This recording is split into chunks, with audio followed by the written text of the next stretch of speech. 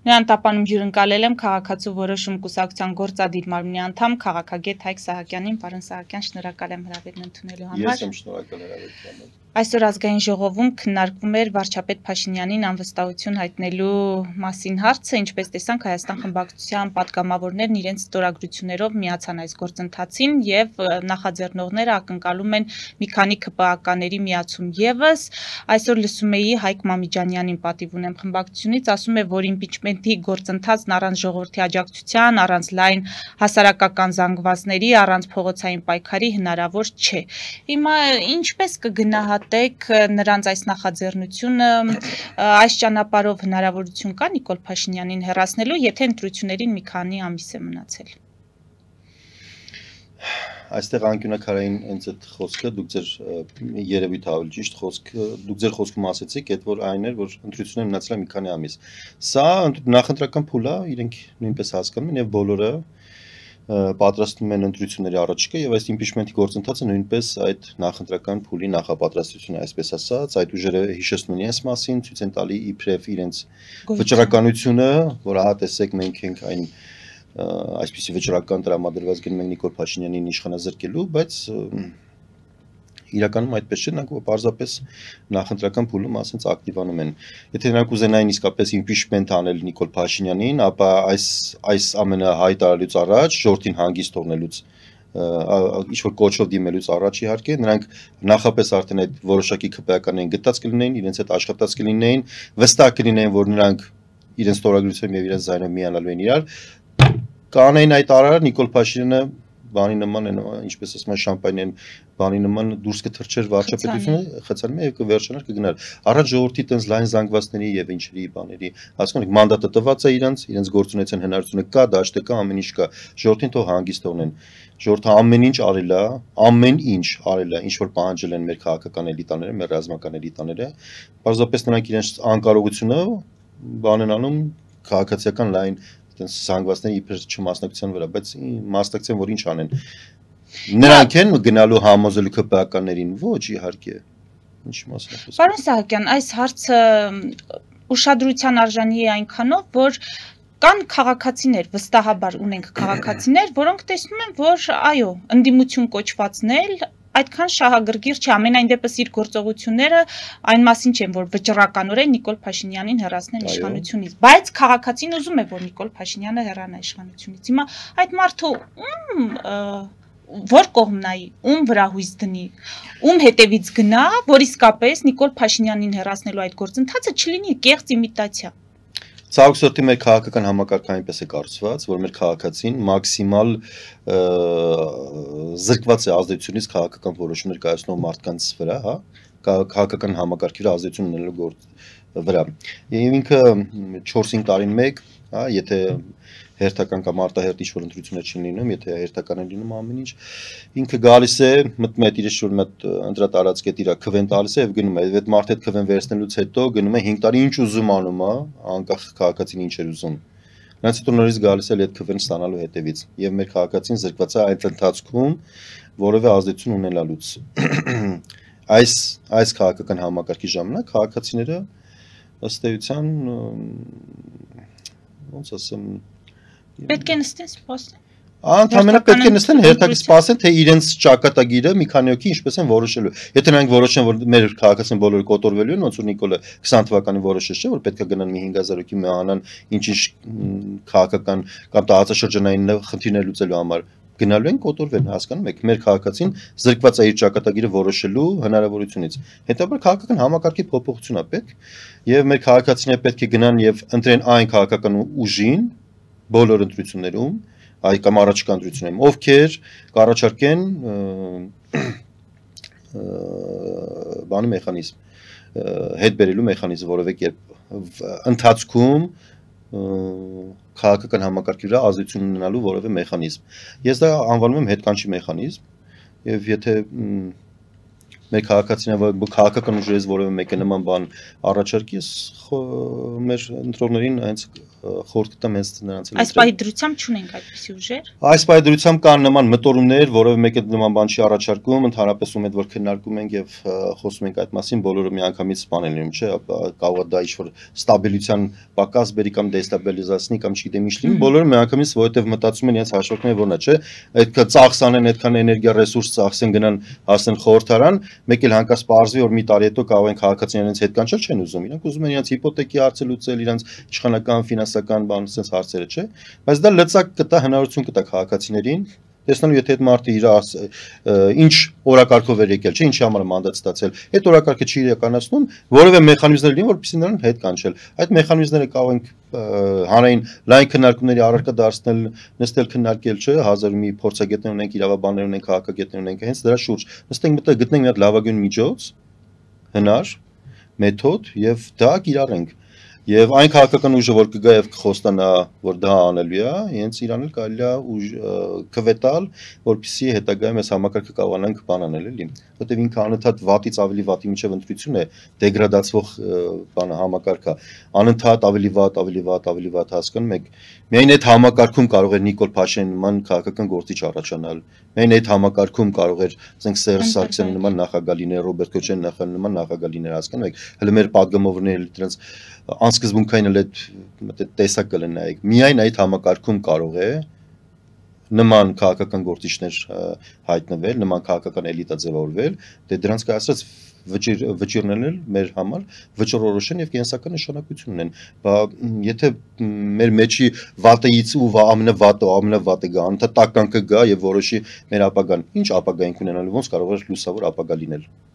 Պարոն Սահակյան, 44-օրյա պատերազմի հանգամանքներն ուսումնասիրող այդ քննիչ հանձնաժողովի զեկույցը չընդգրկվեց լիագումար նիստերի օրակարգում այն պատճառաբանությամբ, որ ժամկետն անց է, այսինքն չեն հասցրել հանձնաժողովը զեկույցը ներկայացնի սահմանված ժամկետներում, հետո Ալեն Սիմոնյանը ասաց, որ հնարավոր է փակ լսումների ընթացքում քննարկվի, այսօր էլ հայտնի դարձավ, որ ազգային ժողովի նախագահը շահագրգիռ կողմերի հետ քննարկման արդյունքում զեկույցն ուղարկում է ազգային ժողովի արխիվ։ Հիմա սա նորմալ է։ Եթե սա նորմալ չէ, ապա մենք որպես հանրություն ինչ ենթադրություններ պետք է անենք իշխանությունների այս վարքագծի հետ կապված, այն դեպքում, որ այս զեկույցը պետք է տար հանրությանը հուզող պատասխաններ եւ ըստ էության վերաբերում է բոլորիս։ Ախր դուք ռացիոնալ հիմքերից եք խոսում եւ խոսում եք քաղաքացու շահերի սպասարկման դիրքերից, չէ՞։ Այս իշխանությունները նման խնդիր չեն դրել իրենց արժեվ։ Եթե իրենք ուզենային մեր քաղաքացու շահերը սպասարկեին, ինչ է կարծում, նման կենսական նշանակության հարց է, կուղարկեին արխիվ պարզապես, չէ։ Օր առաջ դրանք պետք է հանեին, բացահայտեին բոլոր այն թերությունները, որի հետևանքով մենք նման ծանր եւ դաժան պարտություն ենք կրել։ Օր առաջ դա պետք էր արվել, բայց ինչ մենք տեսնում ենք, որ նրանք այդ կենսական նշանակության, այդ կարևորագույն մեր անվտանգության, մեր գոյության հարցը հենց այնպես շփրտում են արխիվ եւ վերջ։ Այդ նշանակում է իրենց դա չի հետաքրքրում, այդ նշանակում է մեր անվտանգությունը նրանց ընդհանրապես չի հետաքրքրում, մեղմ ասած թքած ունեն։ Հետևաբար մենք պետք է դրանց հետևություն անել եւ այդ մարդկանց ուղարկել քաղաքական արխիվ։ Առաջիկա ընտրություններին պետք է հնարավորություն կունենա մեր քաղաքացին, նրանց բոլորին հենց այդպես այդ նույն կերպ ուղարկել արխիվ։ Այսինքն միակ տարբերակը ընտրություններով որոշում կայացնելն է, պարոն Սահակյան, հիմա կոնկրետ այս հարցի դեմ ընդվզում պետք չի հանրային ընդվզում։ Իհարկե պետք է, բայց այդ պետքը սպասարկող է պետք։ Քաղաքացիները մենք տեսնում ենք, որ այդպես հանգիստ են վերաբերվում դրան։ Այս ամբողջ այս տուրբուլենտությունը, որ տեղի ունենում մեր հետ, այս մեր կյանքի հետ կապված այս անորոշությունների, այս ամբողջ շղթան, բերել նրան, որ մեր քաղաքացին հոգնել է, ճիշտ ասած, այդ ամեն ինչից եւ իր կենսունակությունը մի քիչ էլ անկում ապրել, ապացիայի մեջ է։ Ինչը մենք տեսնում ենք նաև ընտրությունների մասնակցության աստիճանով, 70% քաղաքացիներ վերջին քաղաքապետարանի ընտրություններում Երևանի քաղաքապետ, իսկ Երևանը մեր պետության մեծ մասն է, չէ՞։ 1/3-ն է։ Չեն մասնակցում, այսինքն նրանք թքած ունեն ով է գալու, ինչ անելու, բան դրա արդյունքում ասենք ինչ որ դոգ ընտրվեց, հասկանում եք, մի հատ հայոյախոս մի մարդ բան, այդ դոգի շնորհիվ բանը իշխող ուժը կարողացավ վերարտադրվել եւ այլն բան, չէ։ Այսինքն մարդիկ կոնկրետ թքած ունեն թե ինչ է տեղի ունենալու, միջև ես չգիտեմ, ինչ որ մի բանի սպասում են, ինչ որ մի առաջարկի եւ մեր քաղաքական գործիչները պետք է փորձեն հասկանալ քաղաքացիները պետք է շփվեն եւ հասկանան թե ինչ են ուզում նրանք։ Քաղաքացիները այսինքն ապացիայի մեջ մնալու են այնքան ժամանակ, միջև լինի այդ որոշումը։ Իսկ դրանից բացի Նիկոլենք ինչ անեն, այդ ամեն ինչին արդեն հանգիստ են վերաբերում եւ այտենց մեծ էմոցիաներով չեն բանանում, չեն արձագանքում, որտեւ իրանցից դե ամեն ինչ սпасել է։ Այդ մարդիկ Արցախը տվեցին, Արցախ հայերին լնեք ինչ ստորացված վիճակում են պահում, Թուրքիայի բոլոր պահանջները կատարում են, Արարատը մոռանում են, բանը Աննան առաջին լեյցին վարչապետիկին այո, բացում եւ ասում է, բանը Էրդողանի գիրքը դա մի այտենց ես իմիշ բանանում, այտենց քարոզում ով կարդացեք այդ գիրքը, իսկ այդ գրքում գրված է որ հայերը պետք է լինեն պետականազուրկ, հայերը իրավունք բանը համայնքի կարգավիճակ պետք է ունենան եւ այլն, այսինքն ամբողջությամբ թուրքական պատկերացումներ ոչ մի լավ բան պետք չի սпасել նրանցից եւ հետեւաբար Այսինքն դուք ի սկզբանե մինչեւ հաղորդումն էլ ինձ այդ հարցը տվեցիք դուք չեք սպասում որ այս զեկույցը որևէ կերպ կհրապարակվի պարոն Սահակյան Նախ ես խիստ կզարմանայի որ այդ զեկույցում լիներ օբյեկտիվ որովհետեւ իրենք են գործել այդ հանցագործությունը, իրենք այդ հանցագործանը մասնակից են եղել։ Ինչպես է կարծում, իրենք իրենց ձեռքն են կտրելու, թե իրենք իրենց դատարանի առաջ են բերելու։ Չէր լինելու, չէ, այդպես։ Բայց այնուամենայնիվ անկախ ամեն ինչից այդ զեկույցում լինելու էին որոշակի բաներ, որոնց վրա մենք տրամաբանական ինչ-որ բաներ էինք գտնելու ենք, չէ, պատճառներ որոշակի։ Այ ինչ-որ շղթաներ։ Այո, անպայման, որովհետև այդ անվտանգության հարցը առաջինից կարևոր հարցն է, հասկանում եք, որ թշնամին եկավ, էական չի, իրանք ինչ են խոսում, ախր։ Թշնամին եկավ, ոչի ասելու չէ, Նիկոլը մեր աղբերն է, Աննան մեր ընկերն է, Հայկ Էլիզան է մեր թշնամին, չէ, իրանց համար մենք բոլորս հայ ենք։ Մենք բոլորս թշնամի ենք եւ հետեւաբար շատ ավելի լավ իրենց համար որ մեր մեջ կան մարդիկ ովքեր թշնամու ջրաղացին ջուր են լցնում դա իդեալական բան է նման թշնամու մասին ուղղակի երազել է պետք մենք կերազեինք չէ որ Ադրբեջանում պրոհայկական իշխանություն լիներ կերազեինք որ Թուրքիայում պրոհայկական իշխանություն լիներ հասկանում եք մենք հանկարծ լսենք տեսնենք որ ասենք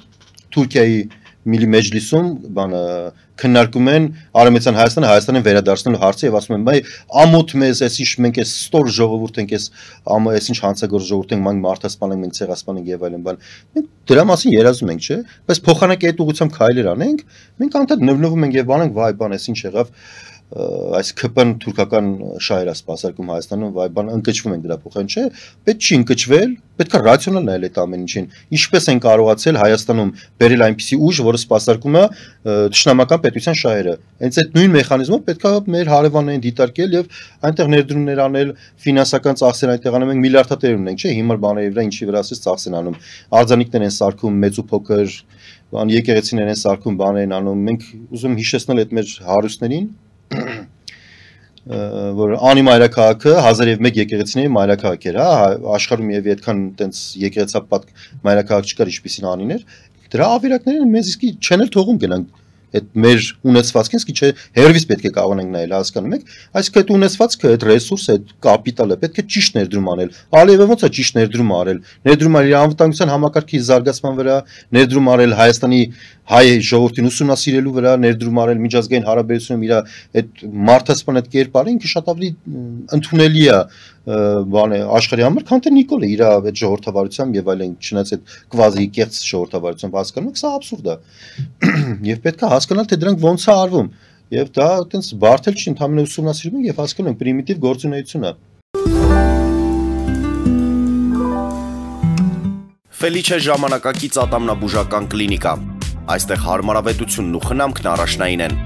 Այստեղ կիրառվում են ատամնաբուժական ամենաժամանակակից տեխնոլոգիաներ, ճշգրիտ ախտորոշում, արդյունավետ բուժում, նուրբ փորձառություն եւ անհատական մոտեցում։ Սկսած սովորական մանրուքներից մինչև առաջադեմ ընթացակարգեր, այստեղ դուք գտնվում եք բարձր որակավորում ունեցող եւ փորձառու ատամնաբուժական մասնագետների ձեռքերում։ Մեր բարեկամական եւ հյուրընկալ անձնակազմն այստեղ է յուրաքանչյուր այցը հաճելի դարձնելու համար։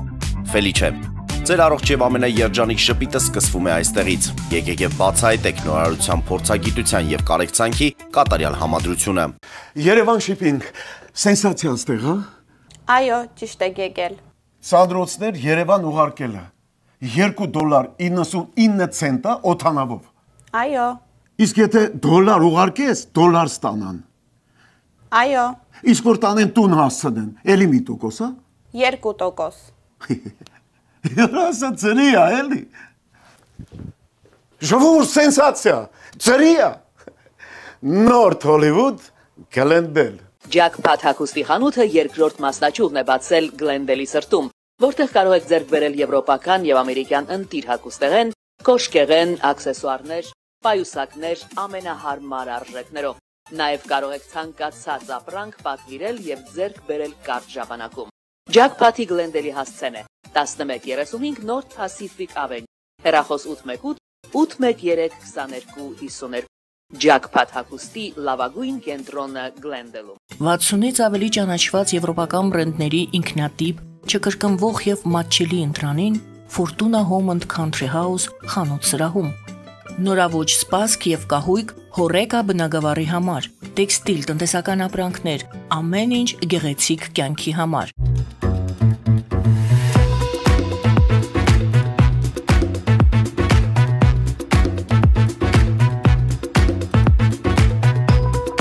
Արարատ ռեստորան, ընտանեկան եւ ընկերական ժամանցի լավագույն հասցե, սիրված արտիստներ, հյուրընկալ մթնոլորտ, հարուստ ճաշացան, անմահական խորտիկներ, Արարատ ռեստորան, հասցեն անփոփոխ, սիրով սպասում ենք ձեզ։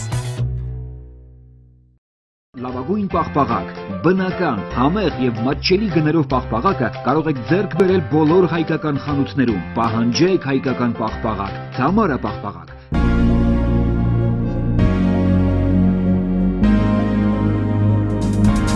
Տպագրեք ձեր գիրքը նոյան տապան տպագրատանը, ինչպես նաև թերթեր, ամսագրեր, բուկլետներ եւ այլն։ Հասցեն քաղաք Երևան, Իսահակյան 28 առաջին հարկ։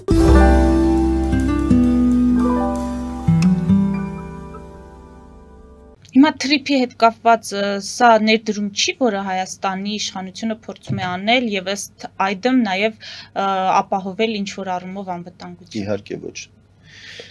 Իվերթո այդ հուշագրի շրջանակներում Վաշինգտոնյան ԱՄՆ մաքսային եւ սահմանային պաշտպանության ծառայության թիմը Հայաստանում է, կարծեմ մինչեւ այս ամսվա կես այստեղ են լինելու, պատրաստելու են մեր մասնակիցներին, աշխատելու են մեր սահմանապահ ուժերի հետ։ Ես ուզում եմ ձեզ հիշեցնել, որ մի հատ ավելի գեղեցիկ, ավելի լուրջ, ավելի ամուր փաստաթուղթ Ամերիկայի, Ռուսաստանի եւ Մեծ Բրիտանիայի հետ կնքել էր Ուկրաինան, ովքեր իրենց անվտանգության երաշխավորն էին լինելու դրա շնորհիվ, որ իր միջուկային զենքը փոխանցել Ռուսաստանին։ Հիմա Ամերիկան, Ռուսաստանը եւ Մեծ Բրիտանիան կիսում են իրար հետ պայմանավորում են Ուկրաինան կիսելու շուրջ։ Չի կարա թուղթը լինի անվտանգության երաշխիք։ Ոչ մի թուղթ անվտանգության երաշխիք չի։ Այդպես մի թղթի կտորով էլ մենք սևեր ունենք, սևրի պայմանագիր ունենք, մեծ, առելի մեծ Հայաստան, ուր է Հայաստանը։ Չէ, թղթի շրջանակներում արդեն կա գործընթաց, ես դա նկատի ունեմ, որ այդ գործընթացը, այդ մաքսավորները, որ եկան, այդ մաքսավորները իրանց հետ բերում են հրթիռներ, այդ մաքսավորները բերում են տանկեր, միլիարդավոր դոլարների ներդրումներ, այդ մաքսավորների խնդիրն է։ Դե ոչ, իհարկե ոչ, բայց հենց այդ եմ ասում, չէ, բայց այդ մի հատ թղթի կտորով ինչ-որ մի հատ մաքսավոր են բերել, մեզ ասում են, հա տեսեք, գործընթացը ընթանում է եւ այլն, բայց անվտանգությունը մաքսավորով չի որոշվում։ Անվտանգությունը մեր ռազմական բյուջեի չափով օրինակ որոշվում, որը Նիկոլեն կրճատում են։ Անվտանգությունը օրինակ բանակում բարեփոխումներն են տեղի բանանում, դա է ապահովում անվտանգությունը։ Անվտանգությունը օրինակ մեր տնտեսության կախվածություն բանն է, փոքրացումն է, կոնկրետ մեկ պետությունից հասկանում եք, անվտանգությունը դա մեր տնտեսության ինքնաբավության աստիճան բարձրացումն է։ Անվտանգությունը օրինակ մեր ատոմակայինը, որը ցենց սիրուն սես գեղեցիկ էս մի քանի օր առաջ ջրեցին, հենց դա է, որ մենք պետք է ունենենք ոչ թե այդ մեր ունեցած ատոմակայինից հրաժարվենք, ամբողջ աշխարհը ատոմականներ է կառուցում։ Բայց մենք հրաժարվել ենք։ Մենք ատոմականից նոր ատոմական կառուցելու հրաժարվում ենք եւ ներդրում ենք անում ալչուր մեզ խոստանում են, որ ամերիկյան այդ ինչպես է կոչվում, փոքր մոդուլային բաները, որոնք դեռ ընդհանրապես տեսական քննարկումների մակարդակում, այլ ոչ մի այդպես մոդուլային տես ատոմակային չկա։ Դա մեզ զրկելու է միջուկային տերության կարգավիճակից, որով որ մենք հիմա կանք, որտեղ բոլոր այն պետությունները, ովքեր ունեն ատոմական, իրենք այսպես թե այնպես միջուկային տերություն են համարվում, ոչինչ որ մենք չունենք բան, միջուկային զենք ալճից ոչ թե ոչինչ, այլ դա ամոթ է բոլոր մեր կառավարիչները, որ եղել են սկսել են կոմունիստների ժամանակներից մինչև օրս։ Հələ դեռ ասենք լավ են Կարեն Դեմիրճյան իրենց հասկանալի իրենք չէին կարող այդպես ինքնուրույն որոշումներ կայացնել, բայց Լևոնը, Սերժը, Քոչյանը, Նիկոլը, ով եք դուք, եթե ինչու չեն ստեղծել միջուկային զենք հասկանում եք ով էր իրենց խանգարում ոչ մեկ չէր խանգարում դա քաղաքական որոշման դա կամքի դրսևորում կլիներ եւ դա կլիներ այ հենց դա կլիներ անվտանգության երաշխիք ոչ թե ինչ-որ թղթի կտոր կամ մաքսավոր հասկանում եք այս է որ մեզ ռեալ իրական անվտանգության երաշխիք ինչը որ մեզ իսկապես անվտանգությունը ապահովելու դրանց մասին չենք խոսում բայց մնացած ամեն ինչի մասին խոսում ենք։ Այդ մոդուլային ատոմակայանները դուք կարծում եք, որ Հայաստանին պետք չեն, Ոչ թե դրանք պետք չեն։ օգտակար Դրանք իրենց կարգավիճակով, դրանք ավելի փոքր են, դրանք նորություն են, դրանք կարող աշխատեն, կարող չաշխատեն, մենք դեռ չգիտենք։ Դե այդ ուղղությամբ ինչպես տեսնում եք, Հայաստանի կառավարությունը դեռ գործնական ինչ-որ քայլեր չի ձեռնարկում։ Իհարկե, իսկ մեր ատոմականին իր ժամկետները մնացել է մինչև 2035-36 թվականներն է մնացել, այսինքն 10 տարի ժամկետ։ Թուրքիան եւ Ադրբեջանը իրենց սկսած ինչ Հայաստանի Հանրապետությունը 91 թվականից ինքը ձևավորվել է, Թուրքիան եւ Ադրբեջանը այդ ուղղությամբ աշխատանք են կատարում, որ Հայաստանի զրկեն ատոմական ունենալու իրավունքից, որովհետեւ դա մեր կշիռը, մեր ազդեցությունը տարածաշրջանում եւ մեր անվտանգությունը բարձրացնում է, իսկ իրանք չունեն նման կարգավիճակ։ Մենք էլ հանգիստ մեր Նիկոլի շնորհիվ տենց բան ենք անում։ Այդ ատոմականը տենց անջատում թողում ենք, որ ինքը դες գնա, մահանա կամ անգամ ինչ-որ ավելի վատ ինչ-որ բաների տեղի ունենա, նա ինչ-որ վթար տեղի ունենա, եթե նորմալ չսպասարկեն, իսկ իրանցից ամեն ինչ սպասելի է։ Եվ նորմալ adekvat դրան փոխարինող բան չեն անում։ Օրինակ Ֆրանսիան լավագույն տեխնոլոգիաներն ունի, միջուկային տեխնոլոգիաներն ունի եւ նա առաջարկում է որ գար մեծ նորմալ ատոմական սարքեր։ Հարավային Կորեան նույնպես ինքը աշխարհում առաջատարներից մեկն է, աշխարհում մի քանի տեղեր իրենք տասնյակով կառուցում բաներ անում ժամկետների մեջ հստակ նորմալ։ Այ մի հատ այտենց 1-2 նման ատոմական պետք էր կառուցել, որը մեր էներգետիկ անկախություն կապահովեր մեզ։ Իսկ աշխարհում հիմա էներգիայի պատերազմը գնում է արհեստական բանականության, բանի էս զարգացման շնորհիվ անընդհատ անվերջ ու անսպառ էներգիայի կարիք է լինելու, որը նոր թռիչքի, նոր զարգացման հնարավորություն է տալու բոլոր այն ազգերին, բոլոր այն պետություններին, ովքեր կապահովեն իրենց նման էներգիայի հնարավորություններով, նաև խոսքը նաև այդ կանաչ էներգիայի մասին է, ալտերնատիվ էներգիայի մասին է։ Ովքեր այդ ուղղությամբ ջանքեր կգործադրեն 20-30 տարետոն նրանք զարգացման այլ մակարդակում կլինեն, ովքեր չեն անի կհայտնվեն պարտվածների եւ մնացածներին սպասարկողի կարգավիճակում կհայտնվեն։ Պարոն Սահակյան, մի փոքր հետ գնանք ՄԱԿ-ի այդ գագաթնաժողովի շրջանակներում Մակամբյոնից եւ Ալիևին լսեցինք եւ Նիկոլ Փաշինյանին լսեցինք, Փաշինյանը մասնավորապես կարծես թե հստակ պահանջեց, որ Ալիևը պարզաբանի ինչ նկատի ունի այդ այսպես կոչված միջանցքի մասին բարձրաձայնելով։ Դուք ինչ դիտարկումներ կանեք ընդհանուր առմամբ թե Ալիևի, թե Փաշինյանի ելույթների հետ կապված։ Դե դա ծիծաղելի է, գիտեք ամբողջ աշխարհը խոսում է, որ դա Զանգեզուրի միջանցքը հայերը տվեցին, Նիկոլ էլի ասում է ամբողջ աշխարհն է։ Ամբողջ աշխարհը, բոլոր փորձագետները, ես չգիտեմ մի փորձագետ հայերից բացի, Նիկոլա հպատակ, իշխանության երաժշտությունը փչող այդ փորձագետներից բացի, մնացած բոլորը ասում են Զանգեզուրի միջանցք։ Բոլորը հասկանում եք։ Հիմա որ Նիկոլը հել է նեղացել է սրանց գնում ասում է։ Բա որ այդպես է այդ խնդրում ինչու այդպես ձևակերպումն է այդպեսի չէ, պարոն Սահակյան։ Որ ձևակերպումը այդպեսին չէ։ Զանգեզուրի միջանցք չէ գրված Վաշինգտոնյան հռչակագրում։ Ինչ պարտադիր է կոնկրետ բառացի այտենց գրված միջանցք։ Բոլորը այդպես են անվանում։ Միջանցքը դա գործունի, դա բանը ոնց ասեմ, ֆունկցիա է, հասկանում եք, ֆունկցիա։ Հիմա մեզանից այդ մեր տարածքը վերսել են կամ այլ կերպ ասենք Նիկոլենք մեծ հոժարությամբ այդ տարածքը զիջեցին տվեցին ամերիկացիներին, ասեցին մենք չենք կարող պահել, դուք պահեք։ Իրանք էլ այդ տարածքում ինչ ուզենալու են անելու են։ Այդտեղ Հայաստանի Հանրապետության օրենսդրությունը չի գործելու, այդտեղ գործելու է Ամերիկայի քաղաքական որոշումը եւ քաղաքական կամքը։ Իրանք այդ միջանցքը, եթե ուզենան տան թուրքերին, տալու են թուրքերին, ուզենան տան պարսիկներին, տալու են պարսիկներին։ Ճիշտ նույն կերպ ոնց որ ասում էին բանը Արցախը ասել տվեցին ռուսներին, տեսակ ինչ եղավ, այո, ռուսները չորոշեցին, որ դա տալիս են Ալիևին, տվեցին Ալիևին։ Խի պիտի կտային մեզ, ոնց որ Նախիջևանը վերսեցին, տվեցին Ալիևին։ Եթե դու քո ունեցվածքը դու ինքը չես կարողանում որոշել եւ տալիս ես այդ որոշման իրավունքը ուրիշին, ուրիշը ինչպես ուզում է դա տնօրինում է, նա քեզ չի տալու։ Չէ, հիմա հարցային մասին է, որ տերմինը որպես այդպեսին դուք պնդում եք, որ բոլորը այդ տերմինն են օգտագործում, բայց փաստաթղթերում այդպես չի գրված։ Էական չի փաստաթղթում ինչա գրված է, փաստաթղթում նկարագրված է մի process, որտեղ մեր օրենսդրությունը չի գործում, արտատարածքային իրավունքներ են տվել Ադրբեջանին, Ամերիկային, եւ դա հենց դա միջազգային տրամաբանություն է։ Մենք դրա անունը կարող ենք դնել թրիպ, կարող ենք դնել կանաչ ուղի, կարող ենք դնել այլ մոլորակայինների ճեմուղի, կարող ենք դնել ինչ ուզում ենք կարող ենք դնել, բայց դա ֆունկցիոնալ առումով դա միջանցք է։ Ճիշտ նույն կերպ ոնց որ Լաչինի միջանցքներ։ Հիմա անունը դրել ենք միջանցք, մենք ազնիվ ենք եւ մեր քաղաքացիների հետ եւ միջազգային հանրության հետ։ Իսկ Նիկոլը եւ Ալիևը այդքան էլ ազնիվ չեն հայերի նկատմամբ եւ ասում են տրիպ, անունը դրեք տրիպ։ Ոչինչ, խնդիր չէ, բայց փաստացինքը միջանցք է, չէ։ Փաստացին դեղից թուրքական գործոնն դեղից իր զենքը, զինամթերքը, ամեն ինչ ուզենա տանելու է, բերելու է, եւ մենք կողքից նայելու ենք ընդամենը։ Եվ ոչինչ չեն կարողանալու անել։ Դա չեղավ միջանցք, եղավ միջանցք։ Հիմա Նիկոլը գնացել է այնտեղ բանը հելել է ԵԱԿ-ը Մինսկի, այնտեղից ասում է, ինչու եք ասում միջանցք։ Այո, միջանցք են ասում, քեզ ինչ, հոգոն բա ինչ ասեին։ Էդ էլի հասկանում եք, պարզապես մեր քաղաքացիներն հիմարի տեղ են դրել, ուղղակի հելեն դեղից ասում է, մի ասեք միջանց, որ մերոնք չնեղանան։ Էդի դե դա ասելու բանը, էդի երկրի ղեկավարի ելույթը։ Հələ նայեք ինչ փոքրիկ, նայեք ինչ գծուց մանրախնդիր նպատակներ ու խնդիրներ ա դրել իրան առաջ Նիկոլը գնացել ու մենք դրանից ինչ որ բան ենք սպասում։ Բա ինքը կդներ քարորիա պատերազմի զեկույց կբանկաներ կհրապարակեր իհարկե ոչ, բա ինքը ատոմական կսարքեր իհարկե ոչ, ինքը մեր տնտեսությունը կհզորացներ իհարկե ոչ, օլիգարխիկ տնտեսությունն է մեր տնտեսությունը, փոխվեց 18 թվականից հետո, չէ, նոր օլիգարխներ են, չէ, առաջանում, նայեն, մեկը կա այն Նիկոլա Մերս շրջանակի, ինչ մի հատ տես մեծ խոշոր բան կա, մեկը ասենց հոп առնում է, ոչ մեկ չի ասում, ախ, այս մարդուն էս փողերը որտեղից բան, մենք մի հատ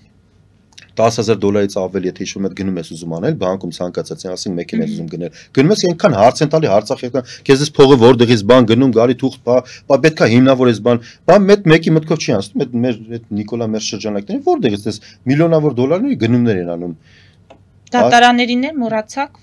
Դատարանները հենց չեմ էլ ասում, հա, հələ։ Եվ դատարան, որը Աջապահյանին դատապարտեց։ Այո, դա ընդհանրապես էդի մեր դատական համակարգի ամոթն է, որ մարդը պարզապես իր խոսքի համար, հիմա ես ինչ որ բան խոսում եմ, այս նույն խոսքը կարող են նայել եւ հելեն ասեն, այս ինչ ասում Չէ, խոսքի տարբերություն կա, պարոն Սահակյան, եթե պետական հեղաշրջման կոչ եք անելու պետական հեղաշրջման կոչը որն է հիմա ազնիվ խոսքը նույնպես կարող է լինի պետական հեղաշրջման կոչ, եթե ասում ենք Նիկոլը Սրտախոսը, դա պետական հեղաշրջության պետական հեղաշրջման կոչ է, որտեղ Սրտախոսը չպետք է կառավարի պետությունը եւ պետք է ամեն ինչ անել այդ Սրտախոսին այդ իրավունքից զրկելու համար, չէ՞։ Հա, ստացվեց, որ մենք հենց ճիշտ բան խոսենք, ստացվել է պետական հեղաշրջման կոչ, հետեւաբար մեզ նույնպես կարող են ձերբակալել։ Ամփոփելով պարոն Սահակյան, Թրամփն է հիասթափված Պուտինից, արդեն երկրորդ անգամ է նա ըստ էության հիասթափություն ապրում եւ պարբերականները գրում են, որ ԱՄՆ-ն թույլ է տալու Ուկրաինային խոցելու Ռուսաստանի խորքերը, էներգետիկ ենթակառուցվածքները։ Սա գետնի վրա իրավիճակը փոխի, թե չէ։ Պուտինն ասում է, որ հեռահար այդ հրթիռների տրամադրումը որևէ վիճակ չի փոխի մարտական իրավիճակում, ճակատում։ Ագրեսորին պետք է ագրեսիվ մեթոդներով կանգնեցնել։ Եթե դու ագրեսորի շահերը սկսում ես գնալ հարցնել ինչ ա եղել, ոնց ա եղել, ագրեսորը դրանից ոգևորվում է եւ ինքը ավելի սանձարձակ գործունեություն ա ծավալում։ Դա մենք տեսել ենք Իդեմս Ալիևի, երբ որ այս 20 թվականի պատերազմից առաջ 16 թիվները հիշում եք, 16-ից առաջ այդ փոքր sense խմբերով անընդհատ քանի տարի, նայես դիվերսիոն ինչ-որ դիվերսիոն խմբերով էին ուղարկում բան, դրանից առաջ բանը ընդհանրապես մեկ մեր սպայի գլխատեցին եւ այլ, այսինքն մեր փոքրիկ բանը սկսում է ավելի ճիշտ այդ մեծ այդ ահռելի պատերազմը սկսում է այդ փոքրիկ գործողությունից։ Մի հատ էս փոքրիկ բան անում են, տեսնում եք հոդ ոնց էս արձագանքում։ Այդ արձագանքին ինչ որ լուծումներ են գտնում, ասում են մեծ ավելի մեծ քայլի, ավելի մեծ քայլի։ Այդ քայլից եթե մենք օրինակ Ռամիլ Սաֆարովին հենց Եվրոպային որևէ կերպ մենք իրան գլխատեինք կամ ոչնչացնենք կամ բերենք Հայաստան դատենք կամ շատ դաժան իր նկատմամբ վերաբերվենք կամ երբ որ գնաց Ադրբեջան այնտեղ հիշում եք որ Սերժ Սարգսյանը մեր Գորիկ Հակոբյանին այն ժամանակվա ազգային անվտանգության ծառայության պետներ ասեց ես քեզ բան sense հատուկ առաջարկ ունեմ բան մենք միևնույն մտածեցինք հեսա կարող է ինչ-որ հատուկ օպերացիա բան անեն էլի այ եթե մենք Ադրբեջանում Ռամիլ Սաֆարովին ոչնչացնեինք այսքան բան կարող է չլիներ հասկանում եք իսկ Ռամիլ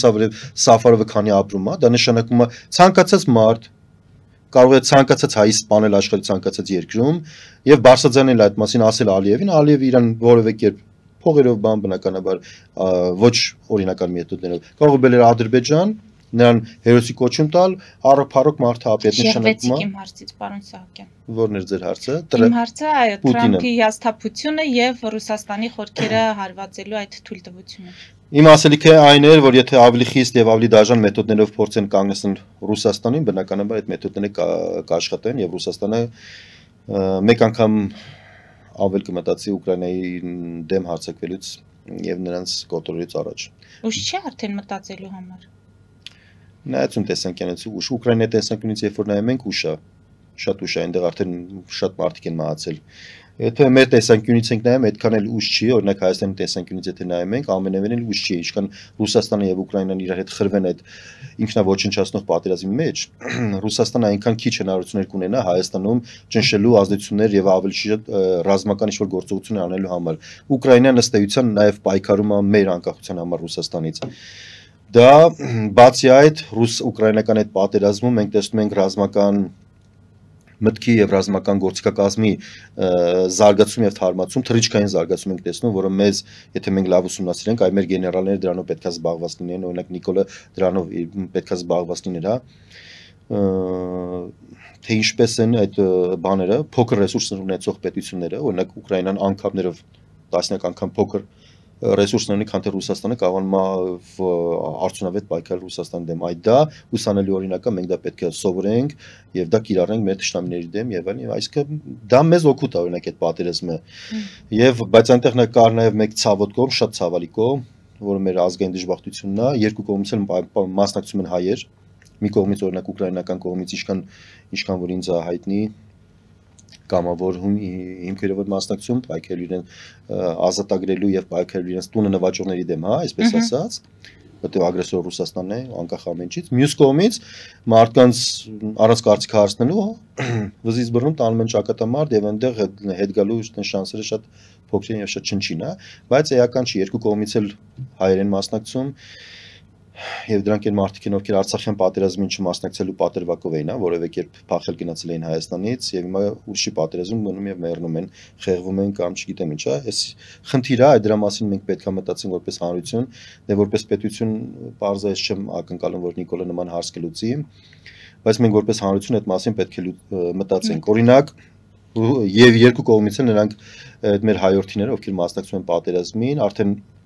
մեծ փորձառություն ունեն պատերազմի եւ նրանց պետք է կարողանանք այնտեղից դուրս հանելու բան անենք, շանսեր գտնենք եւ հետ բերենք, որը կլինի դա, օրինակ կարող ենք դրոններ արտադրել, երկու կողմին էլ վաճառել եւ փողի փոխարեն, ասենք այդ մարդկանց հետ բերել կամ որովե ինչ-որ բան անել, ինչ-որ լուծումներ անել, հա, կամ հիմա Հայաստանը օրինակ Ռուսաստանի տնտեսությանը սպասարկում է չիպեր միպերի բաներով, այդ դրա փոխան քեշ այդ փողը վերցնել փոխեն, այդ մարդկանց հայերին պետքա վերցնենք բերենք, որովհետեւ թող չգնան եւ չմեռնեն, ասենք։ Պուտինի կամքի համար գնալ մեռնելը որս է, դա ոչ փառահեղ է, ոչ իմաստալից է, ոչ անիմաստ մահ է, հասկանում եք, անիմաստ մահ։ Շնորհակալ եմ։ Ես եմ շնորհակալ։ Մեզ դիտողներին հիշեցնեմ, որ զրուցում էի քաղաքացու որոշում կուսակցության գործադիր մարմնի անդամ քաղաքագետ Հայկ Սահակյանի հետ։ Մեր ուղիղ եթերները կարող եք դիտել Patreon-ում, նաև այդ հարթակում աջակցել մեզ էկրանին երևացող QR կոդով։